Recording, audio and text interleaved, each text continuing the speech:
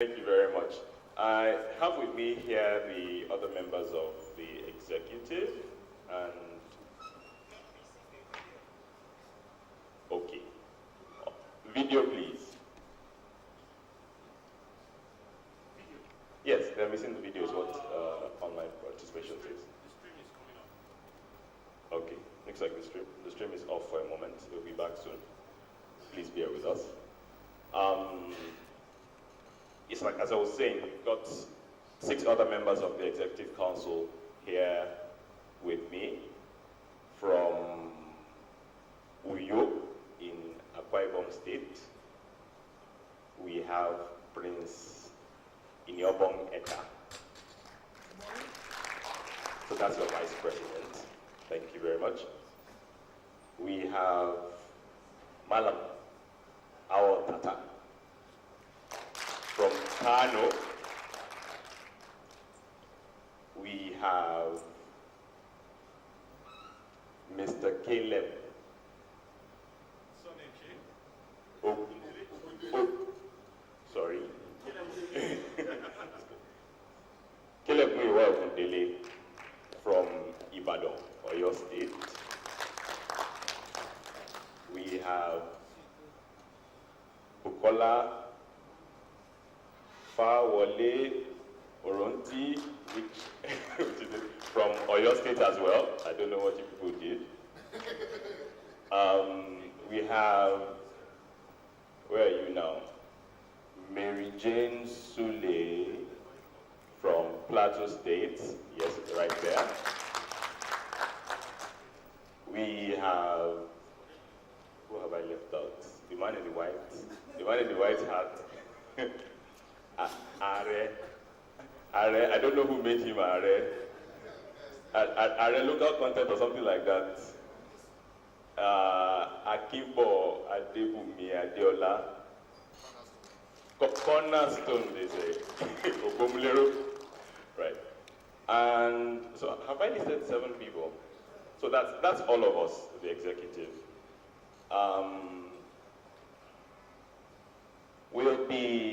The Internet Society has been around in Nigeria for quite a bit. This year will make it 20 years, but it's what it is. For some of us, we've not had the level of exposure to the Internet Society as would have been expected of a country like Nigeria. But thanks to everybody, you all woke up and decided that you want to take the Internet Society Nigeria chapter where it should be. And that is at the forefront of advocacy for internet, an internet that is open, accessible, reliable, trustworthy. And that's the primary thing that all the activities that we will be doing in this, or that we will be having in this chapter, are hinged upon, even though you now have extensions into the digital rights, security, access, very importantly access, affordability and things like that. So we're using this opportunity to get ourselves together. That some people have thought over the years that the Internet Society is only for engineers, internet protocol, geeks, but that's not the case. The internet, as we say, is for everyone. So the Internet Society is for everyone. A society where we get together, or we come together to discuss the protocol part, the standards part, as well as how it becomes useful to us as human beings. It goes beyond the connectivity, the web portals and things like that, but human life is at the center of the internet now. It's no longer just a random tool that you would pick up to do something and then continue with your life. Now you're disconnected from the internet, you start having withdrawal symptoms, what's going on, what's happening in the world. We rely so much on it. And we don't know where it will be tomorrow. We don't know. We know today that we rely on it so much, but we don't know what exactly we would rely on it for tomorrow. And the best that we can do is make choices in how we want that internet that we see today. What paths do we want to follow? There's good in the world, just as there is evil in the world. And so I would think, and I guess most of you would think, that it's better to go along the lines that guides the future, that guides us to a future that is desirable. Now, you would hear during the course of the next 3.5 hours that we'll be here, you would hear different sides of different perspectives to what the internet should be, how the internet should affect the lives. You'd hear somebody say, oh, I should be free to speak this way or that way. And you'd hear the man who is charged with maintaining law and order also saying, but your speech should not push people to do this or that, so that my job of maintaining, keeping lives and property secure is not made more difficult. But by sitting together, by convening like this, now this is not just a meeting for today, but this is for us to continually engage with ourselves in our different spheres where the internet affects us differently, to make policies and to help people learn how to behave properly, we should call it, on the internet. I will hand over the microphone to, I'm not able to load my agenda page, sorry, but I'll hand over the microphone to Mary Jane in a moment so that she can walk us through the program. I believe something. Remote, is your video back? Okay, so, okay, thanks for the confirmation. They asked for a few minutes to sort that out. We will work with audio a little more. We'll delay, say, 5 minutes? 5 minutes, yeah. Okay, they say five minutes. So in 5 minutes, what's the point in looking at the camera? You can't even see me. In 5 minutes, you would have video feed. Apologies for that.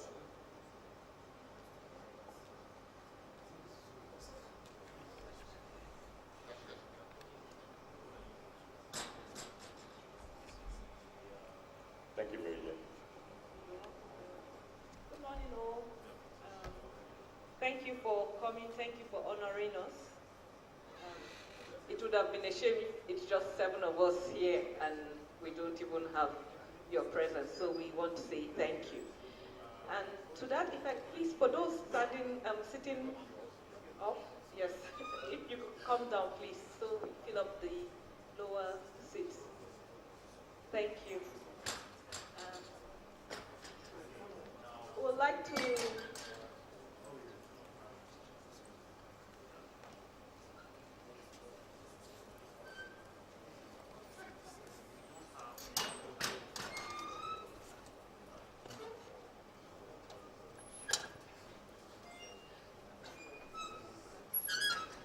okay. All of you are very important, as I have said earlier, but we would like to acknowledge some people present here. First is Dr. Abubakar Dahiru, Head Special Duties representing the DG NITDA.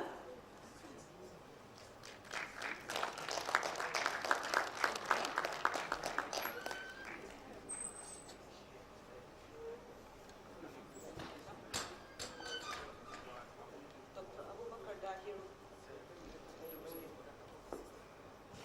And then we have Commodore Casey Ajayi. He's the Director of Cybersecurity, Defense Space Administration. You're welcome, sir. He's representing the Chief of Defense Staff. We also have the NCC EBC representative here, Olatokunbo Oyele. You're welcome, ma'am. Pardon me for the pronunciation, please. Dr.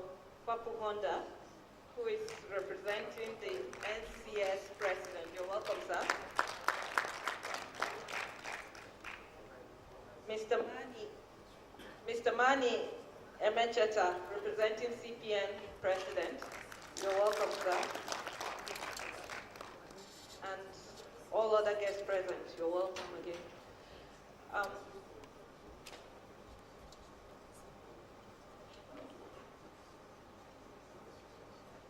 Okay, we intend to be here for just approximately 4 hours, give or take, and we will have some panelists discuss some topics on internet, and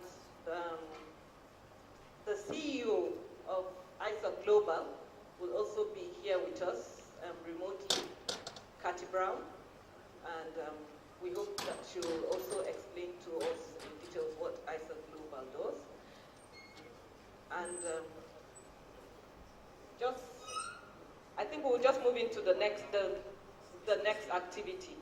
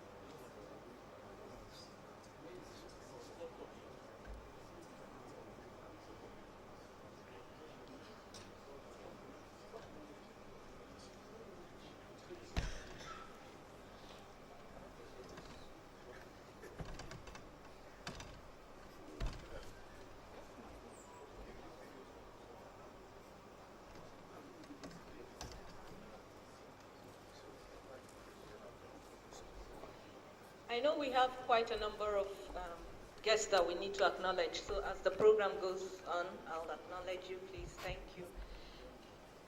We're going to follow the agenda, which will start with, after the introduction, Reverend Sunday Folayon, who we popularly call Oku SF, will be talking on the Nigerian Internet ecosystem. And Chief Masari will talk about the origins of the Internet Society Nigerian chapter. It's been in existence since 1995, but I'm sure that some of us have never heard about it till now or the last few years. So Chief Masari will say something about the origins, and then we'll have the inauguration of the chapter executive.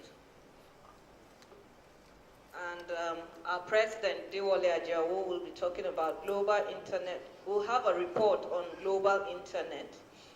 And Awal Tata, the Secretary General, will be talking about Nigeria Joint Action Strategy. And then from there, we go into the panel discussion. And hopefully, Cathy Brown, the CEO, ISOC CEO, should be joining us at about 1. And she'll run through the program with us till about 2. And with her presentation, we'll go into the open mic session and close the activity. Thank you.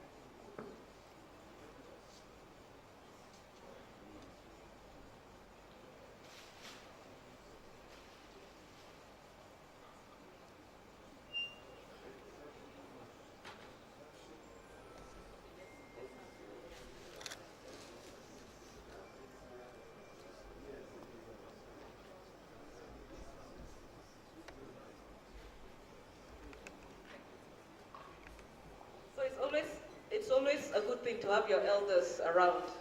They direct you appropriately. And at this moment, please, we would like to give some few minutes to our guests. We would like to start with the representative of the DG, NIDA, to give us some goodwill messages from their organization. So, Dr. Dahiru.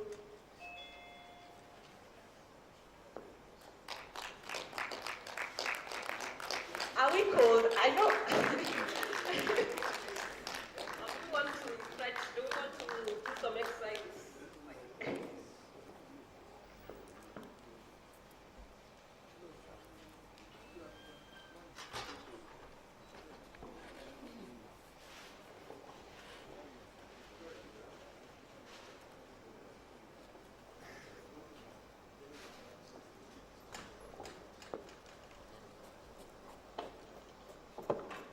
Good morning, ladies and gentlemen.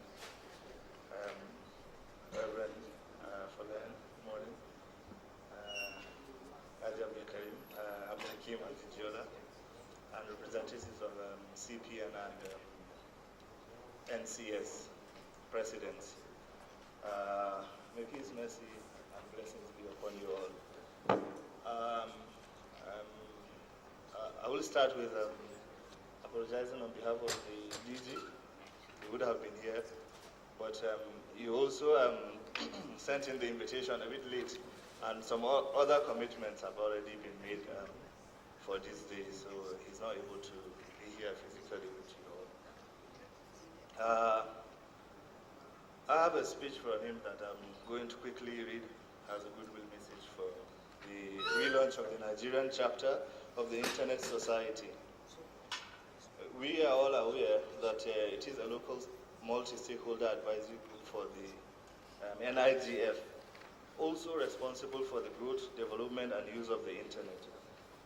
The NITDA, National Information Technology Development Agency, as you may also all be aware, is charged with the responsibility of developing and regulating the IT sector in Nigeria, and thus support stakeholders that are willing to collaborate and contribute towards the development of the sector.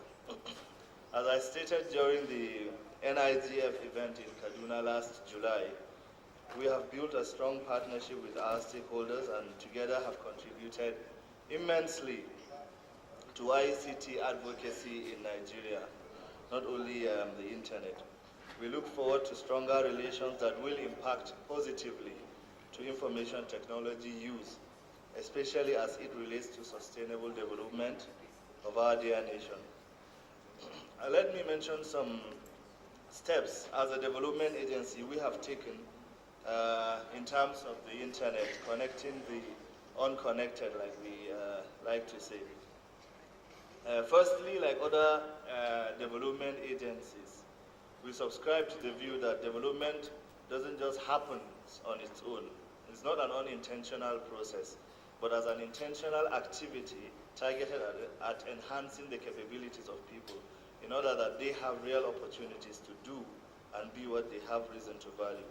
We are concerned with the contribution of ICT as well to socio-economic development.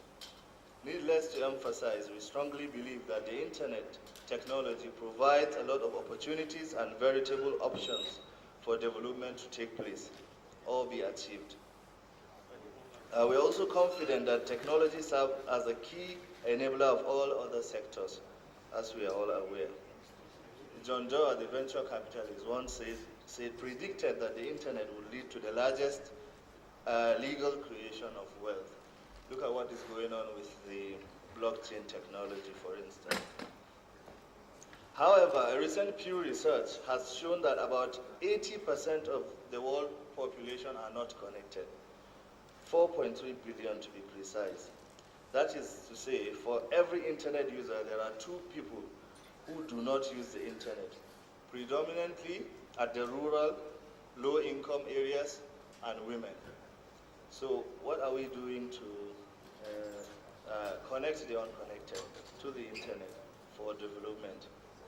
The National Information Technology Development Agency for the past 1 year have focused on 7 key areas in terms of regulation, capacity building, promoting government digital services, digital job creation, local content development, and digital inclusion. Capacity building, if you consider ICT literacy as a capability, and digital inclusion relates directly to the activities of the ISOC, Internet Society. Similarly, all the other priority areas also play important roles in supporting development and empowerment of not only the unconnected, but the entire citizen.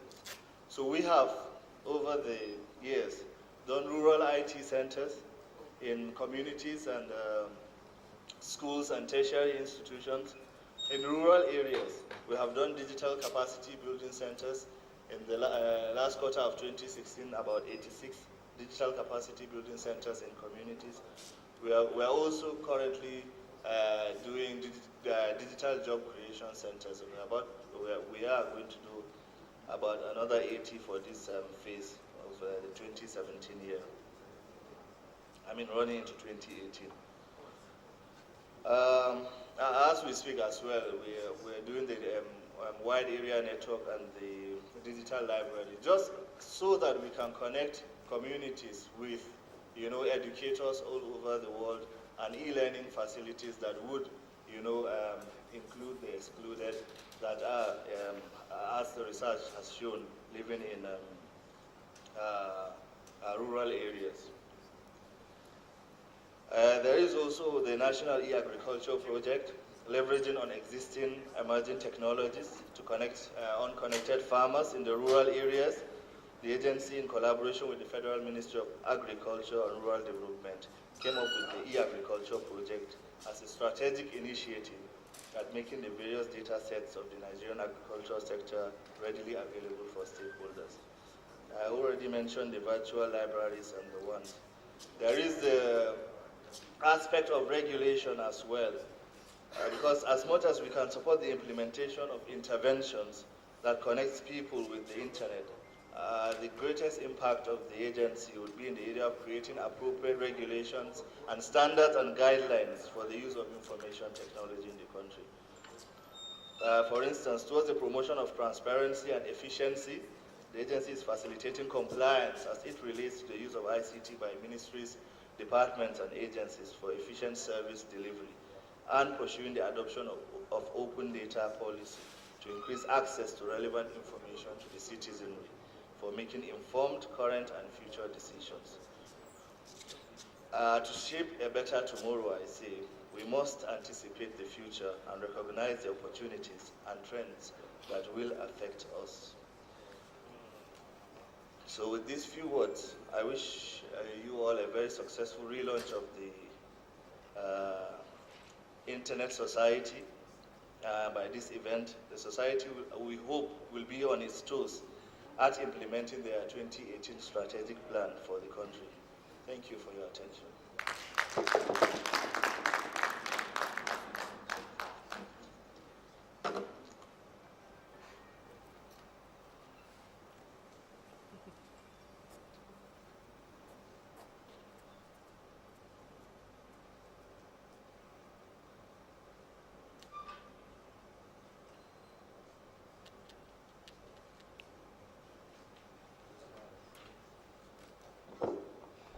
Thank you, Dr. Dahiru.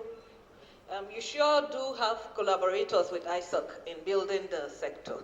So I think from here we'll move on to what area we'll want to collaborate with you. Thank you so much. And the next person we'll be calling on is the representative of the EBC, NCC.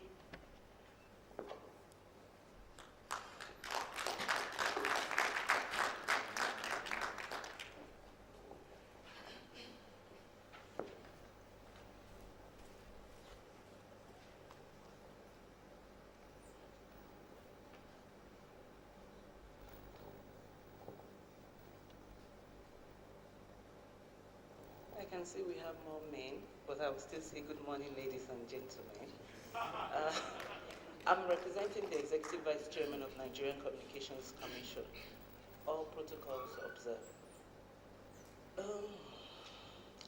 Your invitation to me as a special guest to this noble event is highly appreciated, Since the inception of the Commission, as a stakeholder, has always been part of ISOC. We have a number of staff of the Commission as member of ISOC. I'm going to try not to repeat what has been said. ISOC was formed, I think, 1992, and we have members, a number of persons with long-standing association with the IETF, that's the Internet Engineering Task Force, primarily providing support for the internet development, particularly in standards, process, education, and research. With the population of Nigeria, Nigeria being one of the top 20 countries with the highest number of internet users in the world, according to the Internet World Statistic, we shouldn't be an exception in engaging and building a viable community to move internet to the next level. We acknowledge the efforts of ISOC, particularly in the areas of policy development, community capacity building, and internet infrastructure. No nation can grow its digital economy without proper investment in internet infrastructure, as well as enlightening its users about the pros and cons of the global network and youth empowerment. The Commission, consistent with its mandate as a regulator, addresses relevant internet challenges in Nigeria. NCC actively participates and contributes in internet governance events, which include national, sub-regional, regional, and global fora. For that reason, the Commission believes in the multi-stakeholder approach on matters that are relevant to taking the internet development to apex level. At this point, I would like to point out that NCC is actually working on a Nigerian Internet Code of Practice for the telecoms industry and to ensure proper internet governance. So, amongst other planned working documents, at this point, we would also like to invite the ISOC to please look at the NCC website, look at the document, the draft document on the Internet Code of Practice, and also make relevant contribution. These documents will be available and inputs will be received till February 9th, 2018. I want to also use this opportunity to congratulate the newly elected leadership and ISOC members for a successful election in 2017. In this regard, I'm urging the new leadership to put in their best to champion the development of internet in Nigeria that can compete with our colleagues in other nations. Thank you very much.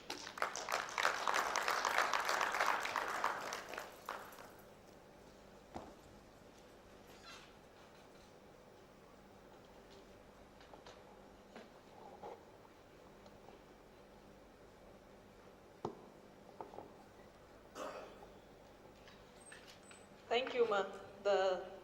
Our hope and our desire is that we should be able to compete with other nations in the nearest future as soon as possible. We'll also want to acknowledge some guests among us.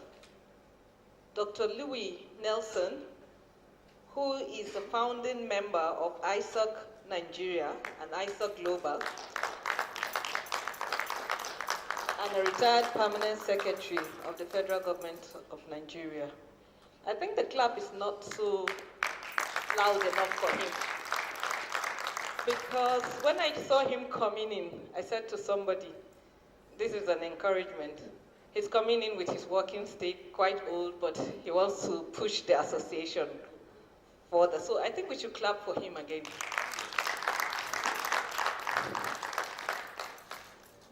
I also want to acknowledge one of our very own too, Abdul Hakim Ajijola from Global Commission for the Stability of Cyberspace. You're welcome, sir.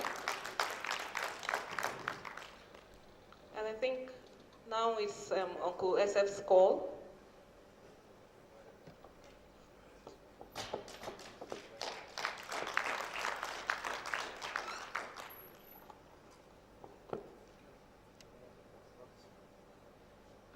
Good morning, ladies and gentlemen. I bring you good greetings from the Nigerian Internet Registration Association, where, by the grace of God, I am president for another 24 calendar months.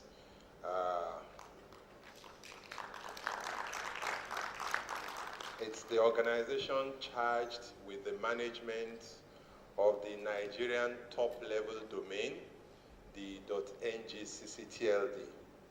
And being a national resource which belongs to all Nigerians, it should be managed in a very prudent way that would go a long way to satisfy the yearnings and aspirations of all Nigerians, because the internet is borderless and should enable the next set of businesses and ventures that would go a long way to enable economic prosperity for all. NIRA is very happy that ISOC Global is coming back, not only coming back, but coming back very, very strong. And I am indeed very excited that the cream of leaders we have, the 7 young men and women who would lead ISOC to the next level, permit me to say, are all my children.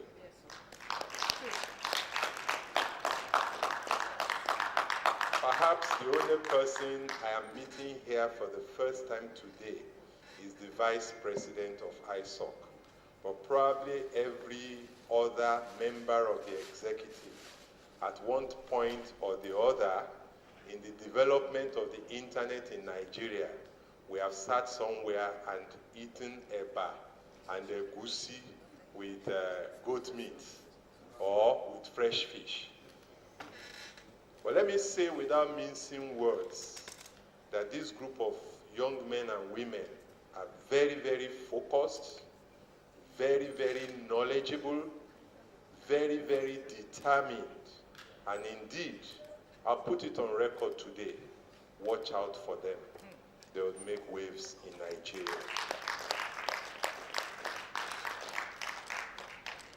Nigeria is a place where when you don't talk about yourself, you are not respected. People want to know that how much is in your bank account before you can say this. If you don't have any currency to back what you are saying, we say you are just making noise. So permit me to say that some of us have been at the forefront of ensuring that the internet takes root in Nigeria. And it's gratifying that those efforts we made in years past, in our 20s, by the way, are yielding fruit now, and many more people are carrying on with that torch. And I am excited, I'm very excited that ISOC will go places. Permit me to recognize and appreciate very much this morning Chief Giodomenico Massari, my very good friend, the pioneer president of ISOCNG-Nigeria, and by the grace of God, someone we also sat at dinner one very interesting evening here in Abuja to say, how do we bring ISOC back? Chief, I really appreciate that encounter we had that day, and I'm sure what we are enjoying this morning is as a result of those discussions we had days back. Thank you very much for your openness. Thank you very much for your commitment, and thank you for being here this morning.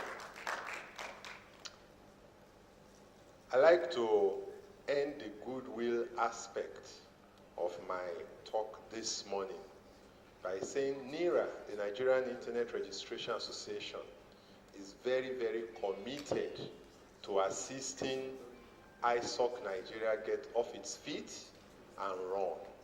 As we say in the church, money is the bicycle on which the gospel rides. Without money, you can do nothing.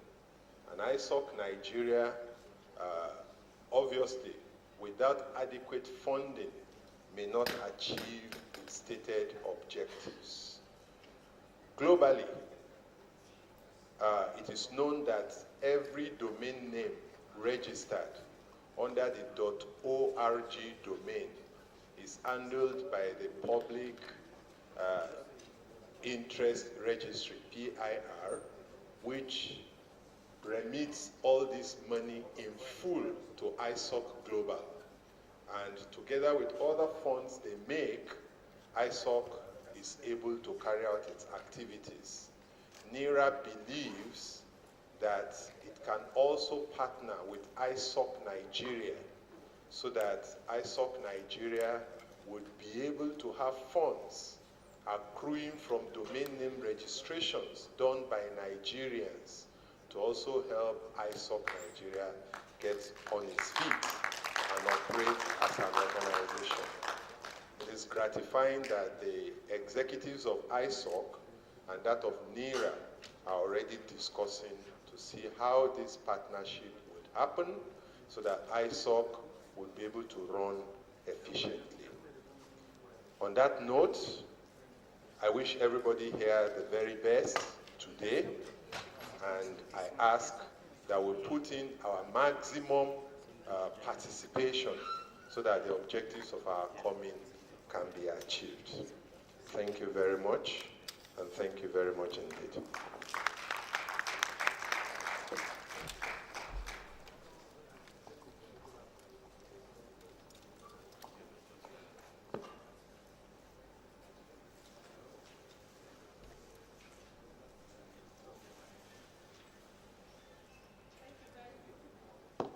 Thank you very much, Uncle SF.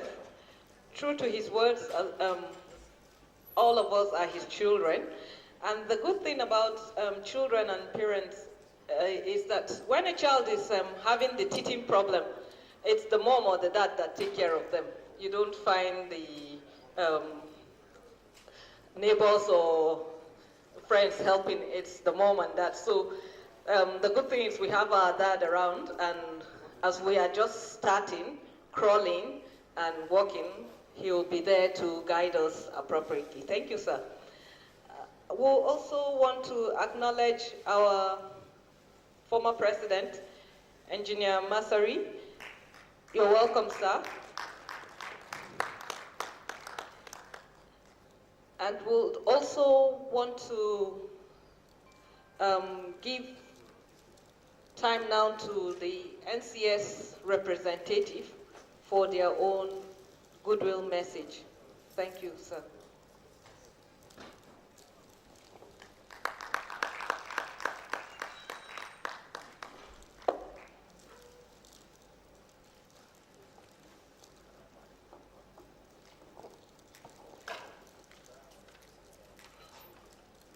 Good morning, my friends. On behalf of Nigerian Computer Society, would like to congratulate ourselves and then congratulate you too for being part of this event that is bringing a very organization to our country. Now, just thinking about it, there are so many bodies nowadays coming up, mushrooming, and trying to just put the head in the sky. And I've just seen one or two leaflets now, but that's various bodies. I think the tendency we have in our country is just to proliferate and proliferate, and it doesn't help us at all. Nigerian Computer Society, umbrella body, but we also know that there are so many interest groups that are coming up now, we cannot really stop it, absolutely. And, but we must still have to organize. If we are trying to just operate in silos, for whatever reason, it's not very helpful to our system, even to our cause. So what is be our challenge? This society is a very, very, very preeminent in the position because of the resource, because of the control of our lives that internet has become. This, to me, is one of the primary groups that should be encouraged to thrive, to function. We just have no choice. It now depends on you. Do you want to be like any of those other small ones coming up?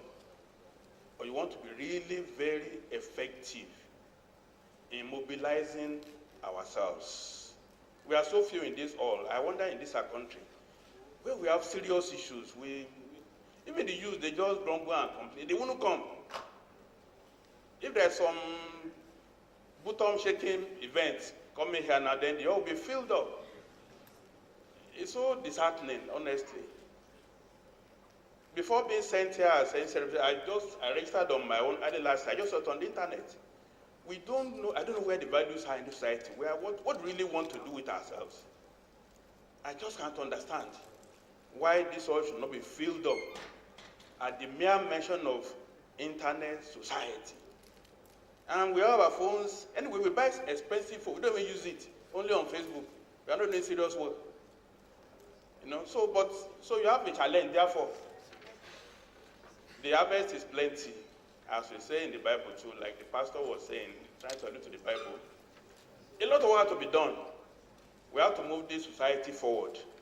And I know my president and the executive, they are very, very happy with this initiative. But don't try to be like all other ones, to say you want to be on your own. Networking, collaboration, working together. Eminent members are in the NCS. You need us, and we need you. Good morning, everybody.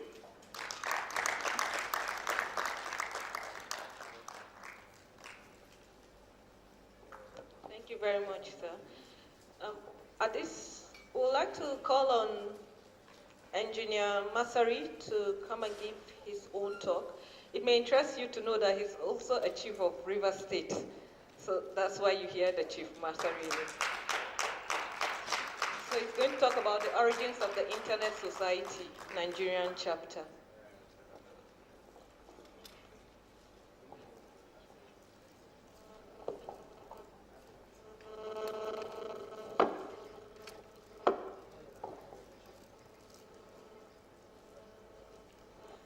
Good morning to everybody.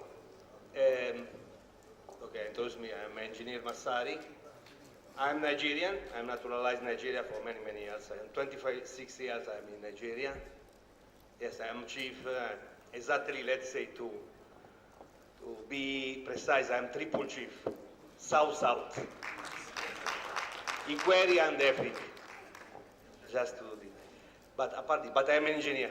First and foremost. I'm even a cyclist, let me tell you, I am a cyclist. Maybe sport is important even in the life. And anyway, let me tell how has muted this Internet Society Nigerian chapter many, many years ago.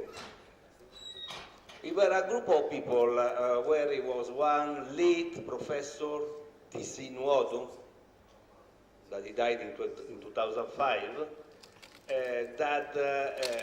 he was one of the major professors in the country on electrical electronics. He has even taught to so many people. In fact, one of the pioneers, let's say, on that discipline. And they have started a program in PhD in engineering. And it was in River State, University of Science and Technology.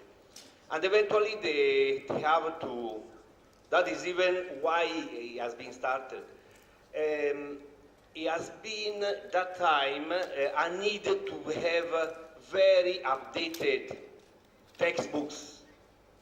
If you go to the library or the university, even the Uniport, that is another university we have in Port Harcourt, you have seen that nothing was there in terms of updated, you know, up-to-date material to carry out this type of the research. And the PhD has to be done, has been pioneering this type of things, has to be even very good and vibrant. Eventually what has happened that somebody told to the professor, and eventually they come to me, the two students that they were doing that course, because at that time I am one of the very few, if it's not, that have internet connectivity dial-up. So they come and they say, it's possible to do some things to find updated text of this. Eventually, we connected, tried to search. At that time, I'm talking 98, 97 even, 97. It was even very hard. You know, the first node in Nigeria was in 1994 in Yabatek.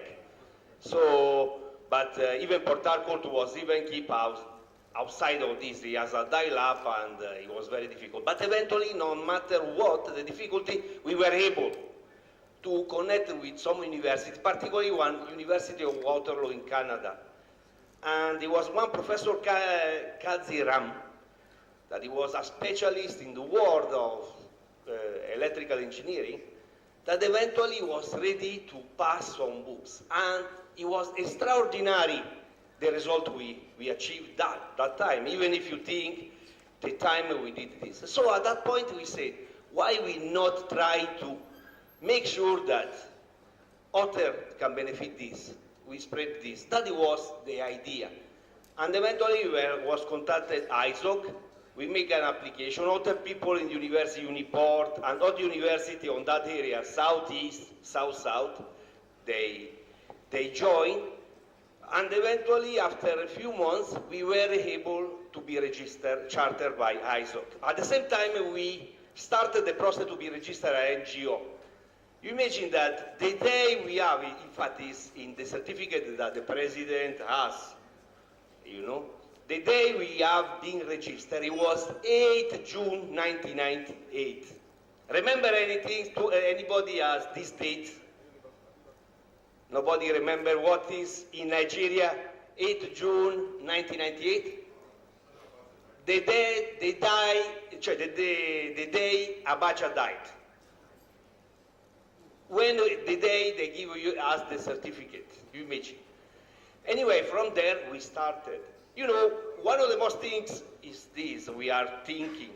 We have to find a way to give equipment. Because you go to university at that time, nothing was there. In Uniport, for instance, it was, the show started then NUNET, but nothing was there.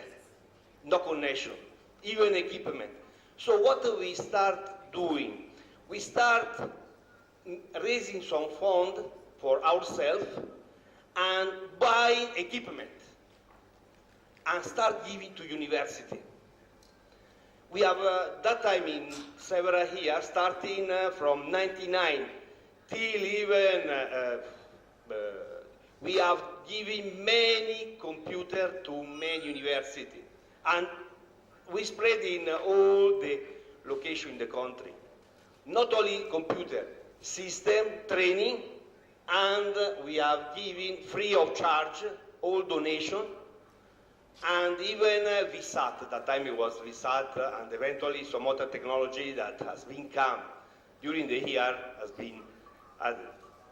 UST was the first, in fact twice, Uniport, FUTO twice, ESUT, University of Unizik, Bori Polytechnic, NTU, again Casina University, Kaduna University, and again we went to Lagos, and particularly with the NSA. You know, I am a very active member of Nigeria Society of Engineers.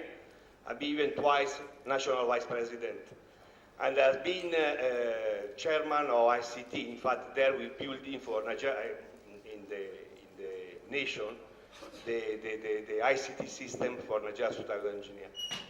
And the Nigeria Society of Engineers, in many branches all over the country, are getting computer and system and internet connection.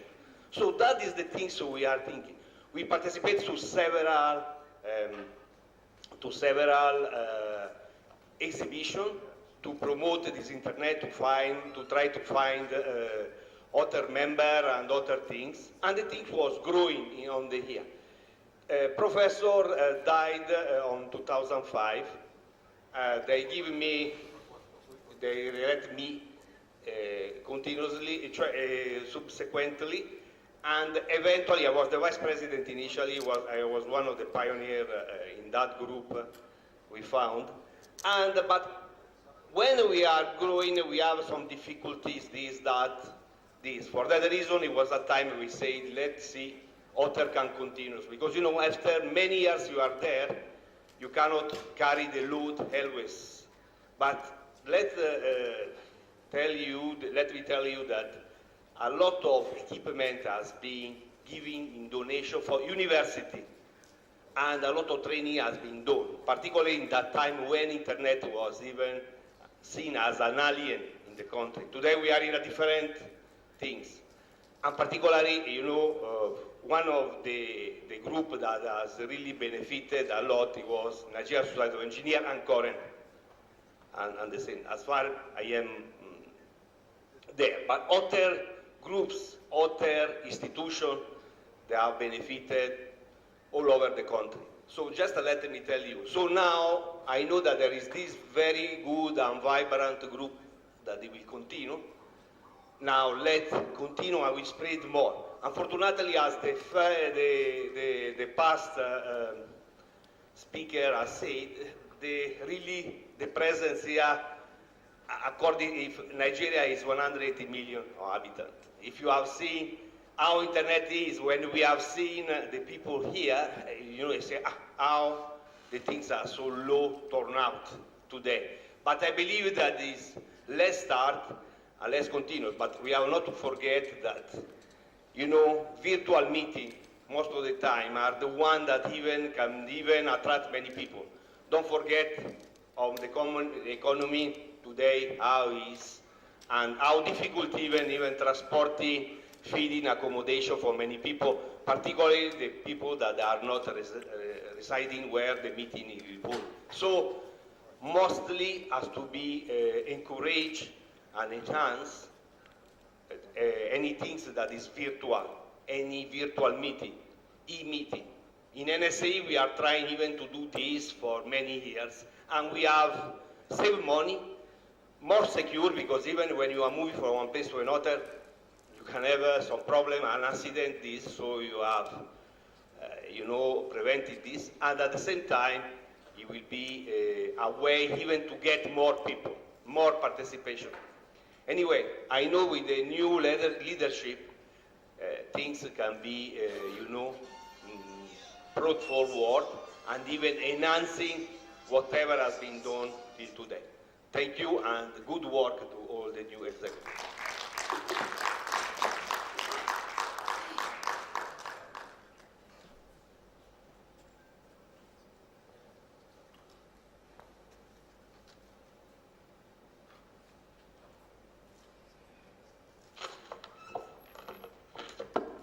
Thank you very much, sir. And I guess we'll never forget the date ISOC was registered in Nigeria. 8th June 1998, right. Thank you very much, sir, for that brief history. We'd like to call on the representative of CPN for his goodwill message, sir.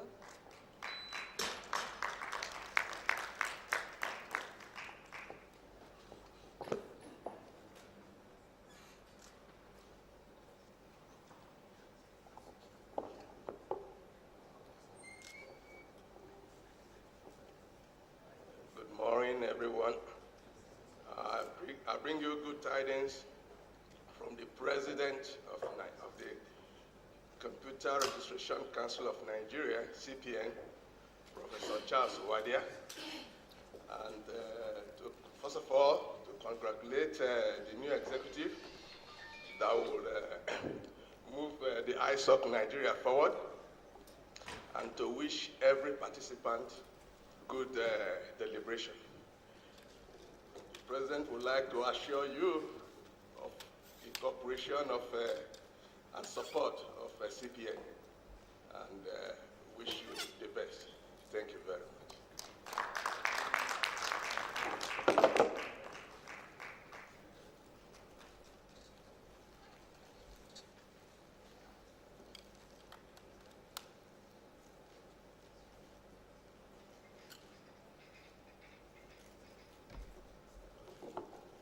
Thank you, sir. The next thing on the agenda is the Nigerian Internet Ecosystem, to be delivered by Reverend Sunday Folayan, it sounds odd in my mouth because I call him Uncle SF. So, and he's also the chairman of the panel, which we'll take later. So he'll take over from here. Thank you, sir.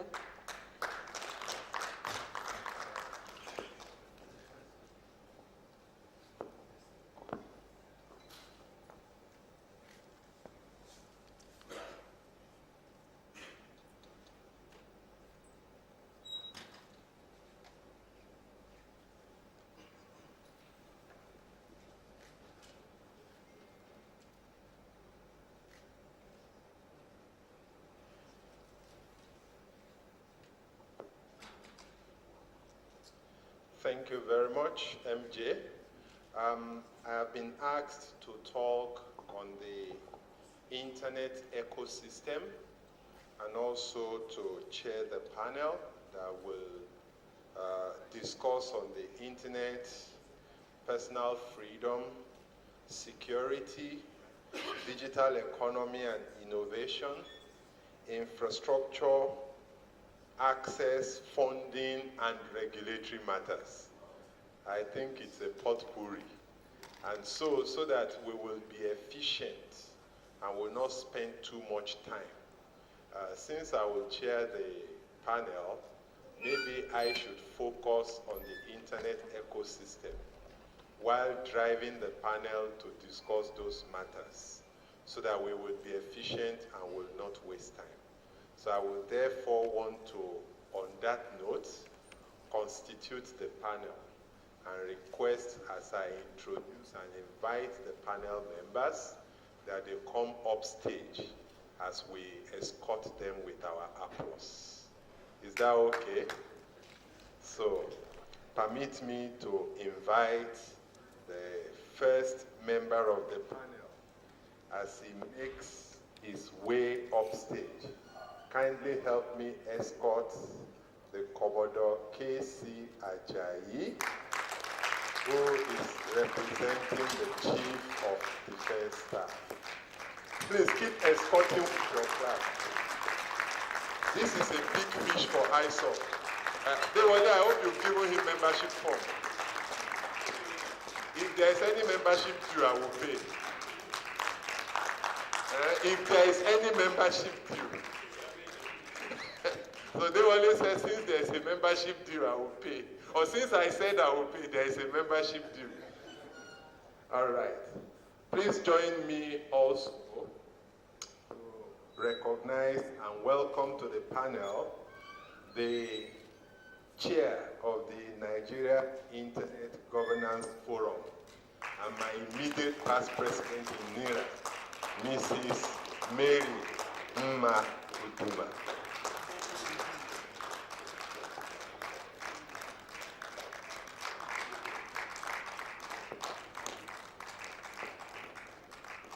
You're welcome, ma'am. I'd also would like to invite to join the panel Mr. Boye Adegoke of the Paradigm Initiative International. Is he here yet? He is on his way, all right. I'd also would like to invite Mr. Lawrence Olawale, the CEO of Microboss.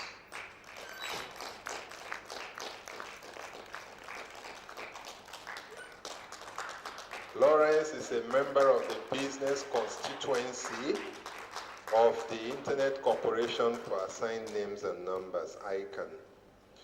Join me in also welcoming Mr. Mani Emecheta. You express surprise that you are called. It always happens. I think it is a slip in communication that they didn't inform you, but you are on my roster. But don't worry, I won't give you an assignment that God won't help you with. And not the last, not the least, but it is the big masquerade that emerges from the groove last in our culture. Please put your hands together for the man of many hats, but one hat, Mr. Abdul Hakim Ajinjola.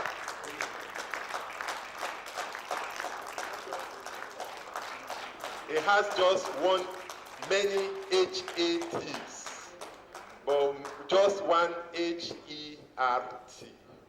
But because of my broken tooth, you couldn't hear the difference. All right, I understand Boye is around now. Mr. Boye Adegoke. Can we please welcome him with a round of applause? So on your behalf, I'd like to welcome the panel. Let me start from this side. Thank you. Thank you. Thank you very much. Thank you. My Commodore, sir. I remain loyal, sir. Thank you. Thank you very much.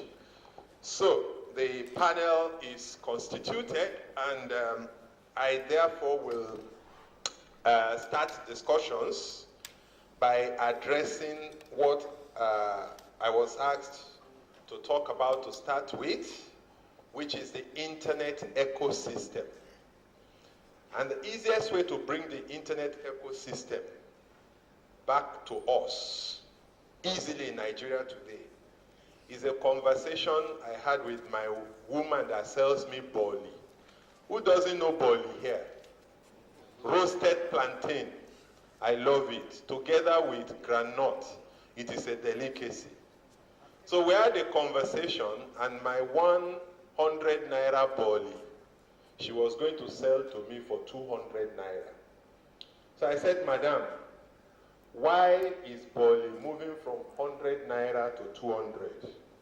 She looked at me and said, dollar don't cost.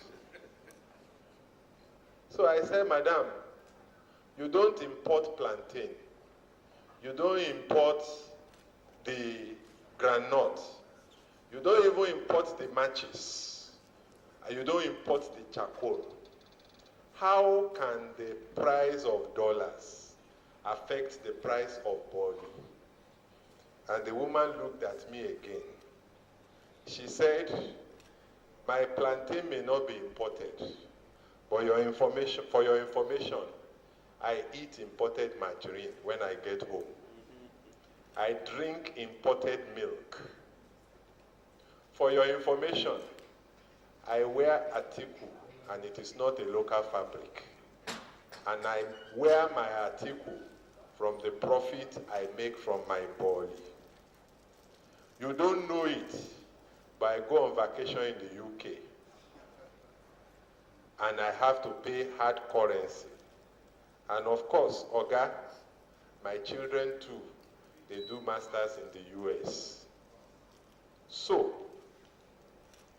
we might think that the basic price of Forex is of no consequence because we are locals and not foreigners. But the truth is that there is a huge interdependency. And one single imbalance in one aspect can create a domino effect in the entire economy that may be very, very difficult. When people drop out of school because they cannot study, they probably cannot earn an income. That would have a net effect on crime rate. That would have a net effect on societal support. That would have a net effect on death rates, and it will have a net effect on birth rates. All these things are tied together. So, bringing it back home, the internet ecosystem is the organizations, the aggregations of the organizations and the communities that are involved with the operation and development of the technologies and the infrastructures which make up the global internet. And if you look at development may not happen if there is no commitment, and if there is no need, if there is no demand. So again, everything is interrelated. But basically, three things have been recognized as the constituents of the things we need to look at when it comes to the internet.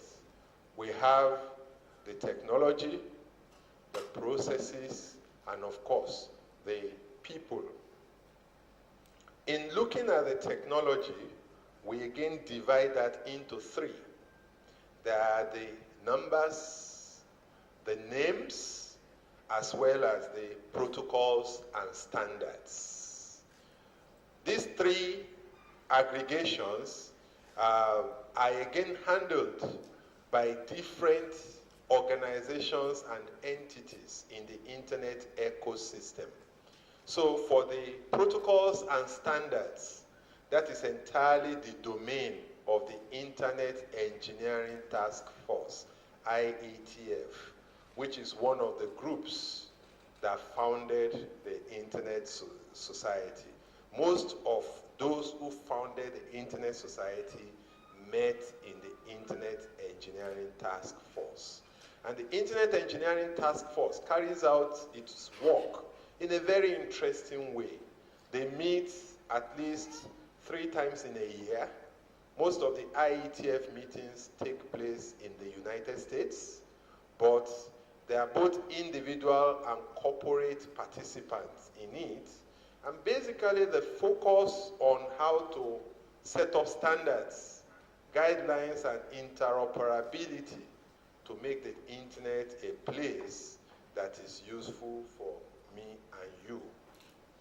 In terms of the other two constituents, which is the names and the numbers, that is handled by another entity called the Internet Corporation for Assigned Names and Numbers, ICANN. And ICANN tries to devolve its role into 2 broad groups.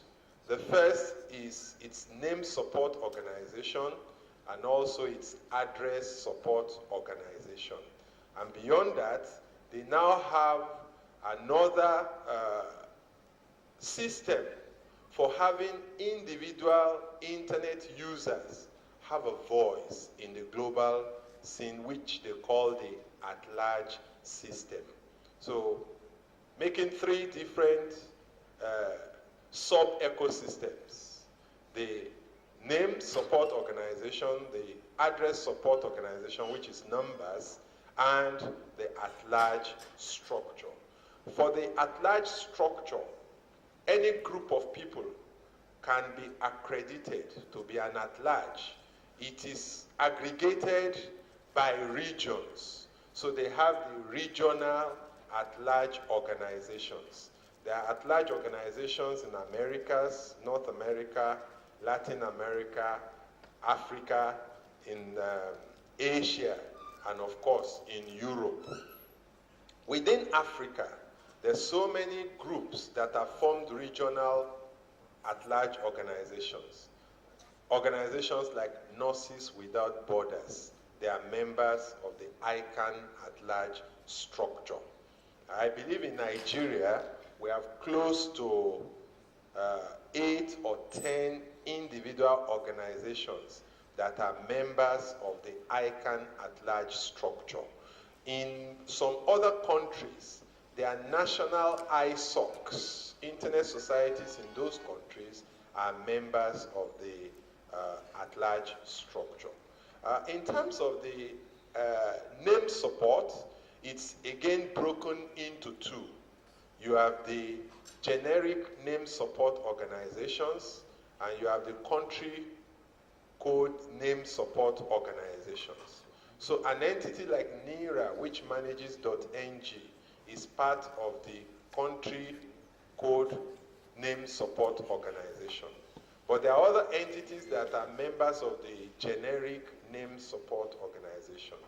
And then for the addresses, those are managed again on regional basis. So we have regional internet registries. For Africa, it's Afrinic. For Europe, you have RIPE, which is in French.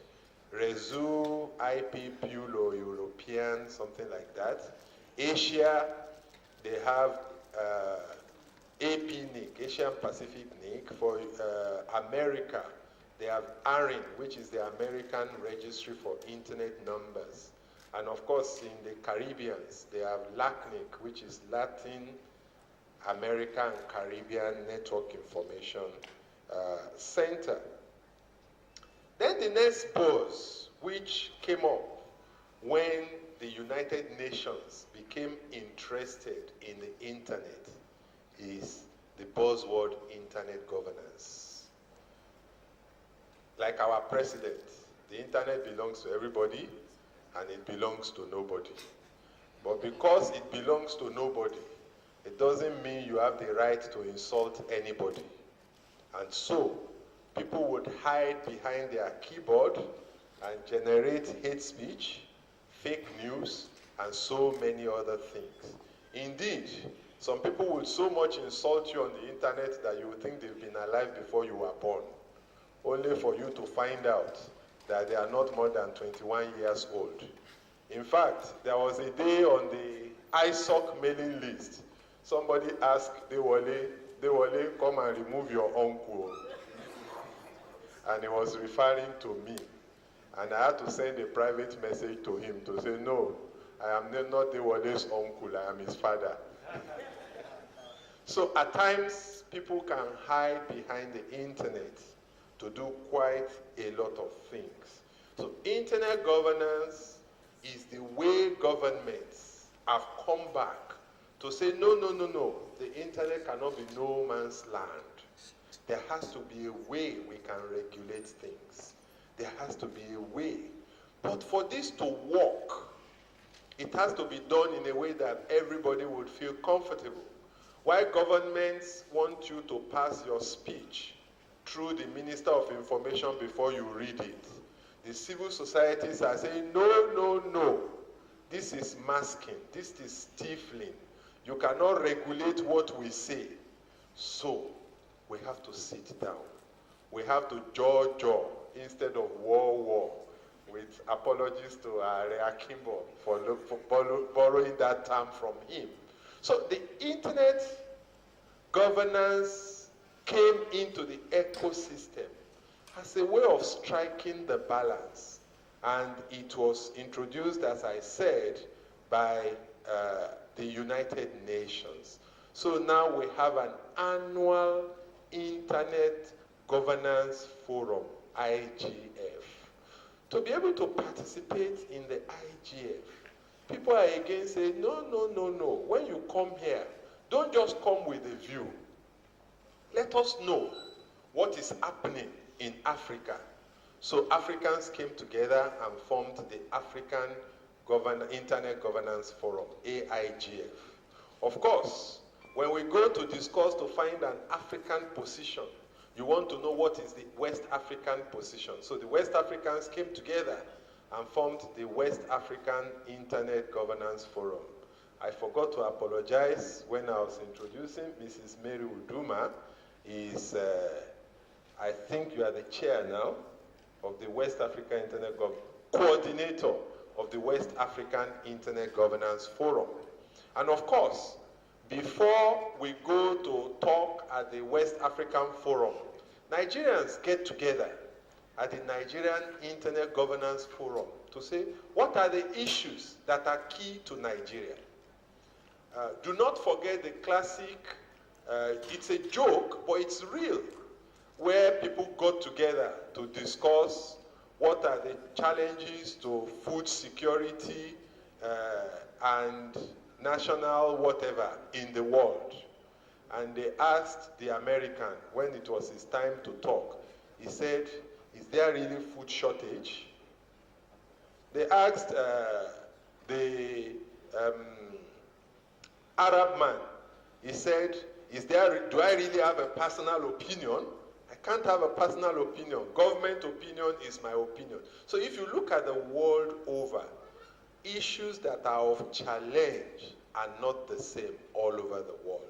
So we therefore need to recognize that in the internet ecosystem, what is your problem may be the solution to another person.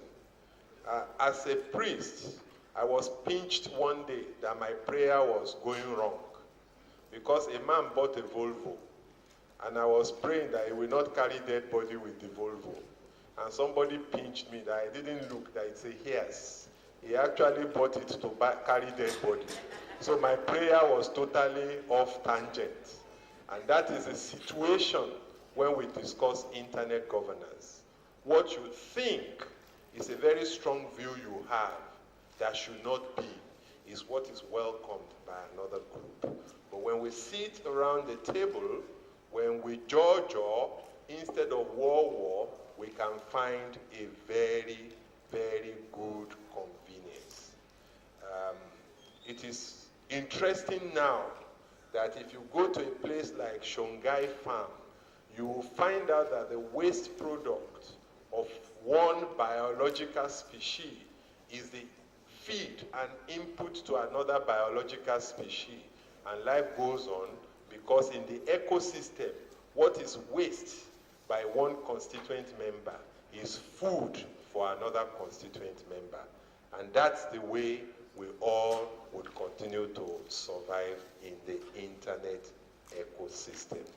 On that note, I believe I have done justice to the topic internet ecosystem, and we can now move straight on into the panel discussions. So my panel, I want to start first with Abdul Hakim.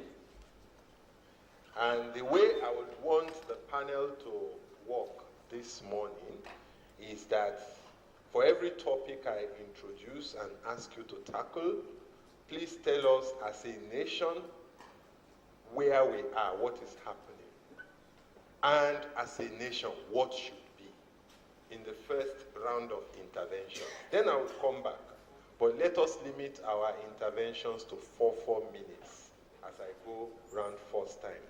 Where are we and what should be?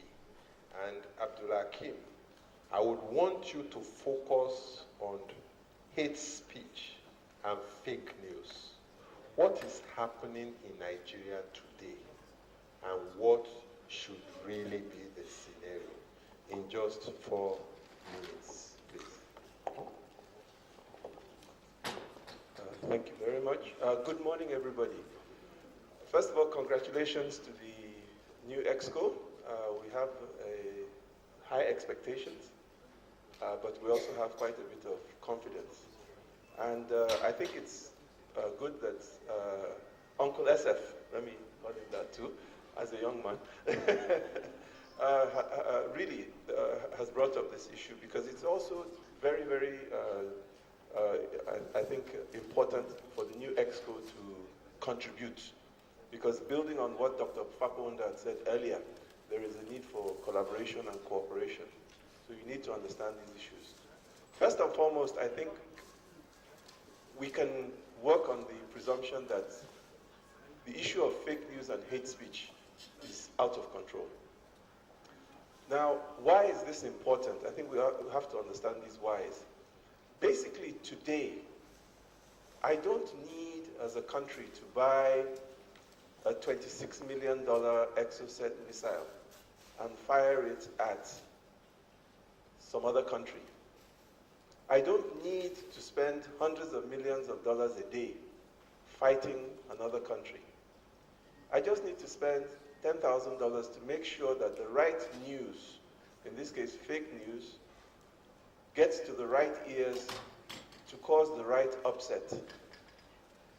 And really, the effect we have seen in the world today, this is not what what could happen. It has happened. Basically, I do not need to hack, with all due respect to the Commodore, I don't need to hack the military. I need to hack the Commander-in-Chief. And how do I hack the Commander-in-Chief? I need to hack the voter. And this, to me, is one of the underlying challenges we have with fake news and hate speech. Also, these things bring up a lot of false and fixed narratives, so that there's a lot of upset to society. And I feel that as a country, Nigeria is in the throes, in the midst of an epidemic of this fake news and hate speech. Now, there are reasons for it, and there are solutions to it. Unfortunately, the reasons are political, the reasons are economic, but I would say the most basic underlying reason is education. And therefore, the most basic underlying solution must start from education. Very, very importantly, I think as a society, we have lost our capacity for critical thinking. You get a message that says some doctor in India said, in order to deal with Ebola, you must drink salt. And you have high blood pressure. Come on, what's the purpose of your education? Now, there are short-term measures to deal with the issues of fake news and hate speech. However, they're very risky for society. These measures include monitoring. These measures include pulling down such hate speech. And while to many of us these sound reasonable, you have to understand the implications. Who makes those decisions? Is it some government censor that says you can or cannot say this? Is it some private sector organization that says this is too far to go? And to be very blunt, as a nation, and for me, it's a national security issue. Today, Facebook effectively, Twitter effectively censors our media. There are things you say, and of course, we want and we demand Facebook and Twitter to take them down. I'm not saying that we shouldn't, but please understand the implications. The implications are that people in Silicon Valley who have no understanding of our situation, our circumstances, our perspectives, our values, are making these decisions for us. So really, and I want to say beyond Nigeria as a nation, as a society, we really need to reinvest in that underlying education of critical thinking. Because once we can take away the market for fake news and hate speech, I believe that you would dry up the sources. Because you really cannot, and in fact, the question you should ask yourself, should you take away somebody's right to say something stupid? Should you take away somebody's right to look stupid, if that is what he or she believes? But certainly, I think you should not give them the benefit of your attention. So really, ladies and gentlemen, even though Sunday has asked me to couch this in terms of the nation, like many other things, it really boils down to you and I. Thank you. That was done in 3 minutes. And yeah, he spoke for 3 minutes and it was well done. Thank you very much, Abdul Hakim. You have raised a very critical issue, and that is the issue of education. And we all take education as a joke, because we really take it as a joke. And I like to illustrate the challenge of taking education as a joke with a joke. There was this man traveling some years ago, and he got to a tree. He needed to rest. He sat under the tree, pulled his cap over his head, and snored off. And a monkey came down from the tree, removed his cap, and ran back up. The man saw he lost his cap to the monkey and began to throw stones at the monkey, and the monkey would dodge. Throw stone, the monkey would dodge. Eventually, an idea reached him to pretend he was wearing an imaginary cap. So he started doing EPP, hooray, EPP, hooray. And the monkey followed suit. And he finally did parade would throw all headdresses, apology to the Commodore, and threw the imaginary cap. And of course, the monkey threw his cap. So he ran, grabbed his cap, put it on his head. continued his journey. And when he got home, he gathered the entire family, told them his encounter with the monkey. Funnily, some 30 years later, his son too was traveling, got to the same tree, sat down, rested, and the monkey came down, removed his hat, and went back. And the guy remembered what his father told him. So he went, hip, hip, hip, hooray, hip, hip, hip, hooray. At the third one, he threw the imaginary cap. And the monkey said, idiot, you think say now only you get Baba? So, as humans taught their children, monkeys too are teaching their children. And the race is that the monkeys don't educate their children faster than we can educate our children. And that's where lies the challenge. So, Ogamani, how are we doing as a nation in terms of the digital economy and innovation? Are we playing leapfrog or are we playing catch-up? What are we doing and what should we be doing?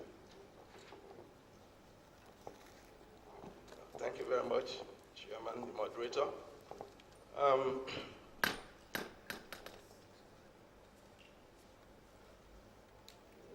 I think that we are really leapfrogging, personally, because the internet and the digital inclusiveness has been far off from us. What we are trying to do is catch up with what is already going on.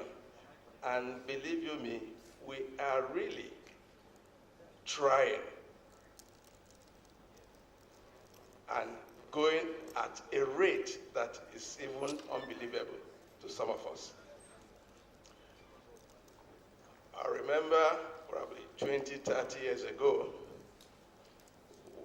what we had were the mainframes that, in fact, for a mainframe, this particular space will not be enough to install and accommodate a mainframe. And even at that, you have to build a platform where the cables will have to go through. But right now, just like my friend said here, it is easier, it's cheaper. We can always get a laptop or even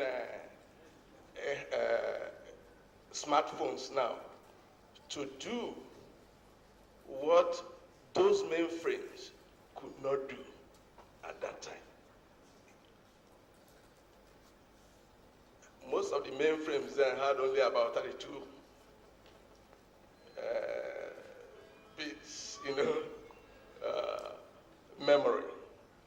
That for you to do any meaningful programming, you had to do some kind of subroutines to accommodate what you want to do. But right now, things have grown up that the subroutines are already provided for us. It's only a question of tagging along and, what will I say, find the appropriate name to load the routine for us. So for us, I think we are moving in the right direction, but to some extent too, we are not catching up yet with the developmental rate at which digital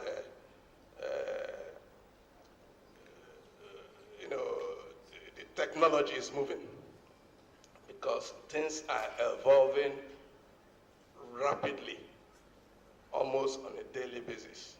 But I'll give it to us. I guess we have the skills to catch up with what is going on internationally. Thank you. Thank you very much, sir, for that vote of confidence. And I would want to agree with you on one thing. We sometimes are children of circumstances, and in those circumstances we excel. If you look the world over, the best medical doctors in the United States are Nigerians. If you go to Saudi Arabia, the best medical doctors there, they are Nigerians. For a long time, a lot of our pilots were landing planes without instrument landing system. Not until we made a lot of complaints, but they are skilled at doing it.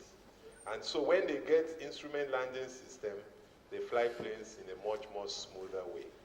So thank you for bringing that fact that when Nigerians have access to the things other people take for granted, we tend to excel at the things we do.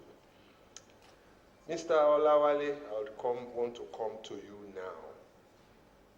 One of the challenges of growing the internet in Nigeria is funding. So, and if you read the news very recently, I'm talking of about 2-3 days ago, you may have heard in the news that the Chinese government donated a fantastic building together with infrastructure to the African Union. And so, African Union staff who were on night duty one night just noticed that internet bandwidth shot to the roof. People don't close now. Who is using the internet? Then they went to look at their graphs and data, and they saw that the servers were being backed up to China. And it suddenly dawned on everybody that China gave them a gift, which is a Greek gift, to be able to know what they are doing. Fantastic espionage. Show me your front, I look at your nyash. So Lawrence, where are we with funding the internet in Nigeria? Where should we be? What are the security implications? Wouldn't it be that he who pays the piper dictates the tune? Should the internet be free, knowing that even in Freetown, nothing is free? Can we have your perspective? Thank you. I also want to thank ISOC for this wonderful opportunity. And I believe that this particular issue speaks to the heart of business and innovation as a whole. To start with, I will take the ending cue, should the internet be free? I will say that the reason why we've seen so much innovation, where we've seen a lot of businesses suddenly become global in nature. Today, you will agree that of the top, if you pick the top 10, top 20 global corporations, some 50% of them have a business running on the internet. And businesses have been able to thrive to this extent because of the free nature, so to say, of the internet. Where I think there is a challenge, it's the policies that are adopted to govern the use of the internet, especially within the context of our nation. Nigeria, I would say to a large extent, starting from the government side, government appears to be getting more and more open and more educated on the potentials of having to grow businesses on the internet. I say this because prior to this present administration, there have been quite a number of interventions, funds put aside and blocked to help grow businesses. Today now, I understand that if you are a youth corper, with your certificate, you can access some level of funding without collateral. We know that the CBN on its own has also created certain intervention funds. The Bank of Industries have intervention funds. We have venture capital companies beginning to grow in our little own Nigeria. But the basic issue still remains access to this block of funds. With the funding created by government, the funding base created by government, the funding base by commercial businesses, because banks are commercial businesses, there is this key issue, which is the funds are there, but you can't access them. And so accessibility is a key issue. This is one of the reasons why we always have to revert back to products created by global companies. And the global companies know what they are doing. Like Big Uncle SF said, there is no free gift. So for the Chinese who give us an equipment, for every single service that is provided by a global company, from my experience, I can say for sure that there is every tendency that they would want, in a large case, to keep turning us into a reseller's market. Nobody wants to share the knowledge. Nobody wants you to grow, to know what is happening. I stand to be disproved. But to a large extent, you know, companies will support us being being resellers. Just keep growing their bucket, give you a little commission from what they are making. And yes, we know that businesses are growing on that. But then the truth is, there is a need for us as a nation to grow local content. We need to develop our own content. We need to develop our whatever it is that we need to build that has some local innovation. Take pure water, for instance. It's not an IT product, but I'm sure that this is something that you will find strange in some economies, but it is a local need in Nigeria. It's a business that is thriving. When you go to every construction, it's something you'll find everywhere. And so even when using the same plane when it comes to businesses, being able to localize opportunities to a large extent will drive innovation.